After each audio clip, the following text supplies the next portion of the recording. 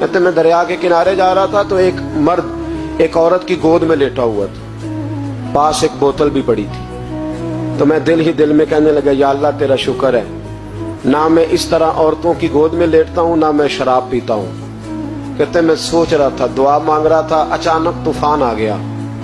ایک کشتی دریا میں آ رہی تھی، وہ کشتی ڈوب گئی، 5 مسافر گر گئے. وہ آدمی چھلانگ لگا کے اس عورت کی گود سے نکلا اور دریا میں چھلانگ لگائی. 2 دفعہ اس نے غوطہ لگایا، 4 بندے بچا لایا. میں کھڑا دیکھ رہا تھا، مجھے کہنے لگا حضور آپ تو دعا مانگ رہے تھے نا کہ آپ مجھ سے اچھے ہیں، تو مہربانی کر ذرا 5ویں کو آپ بچا لائیں. مہربانی کریں نا، 5ویں کو ذرا بچائیں نا، شفقت فرمائیں. تو خواجہ حسن بصری رحمۃ اللہ علیہ فرماتے میں نے اس کو کہا کہ بھائی مجھے تو تیرنا نہیں آتا، بچائے گا تو ہی، مہربانی کر بچا لا.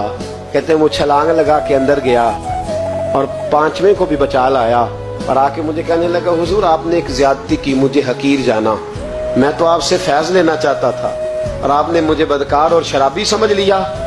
حضرت حسن بصری کہتے ہیں میں بولا نہیں، لیکن اس شخص کا نور بصیرت دیکھو.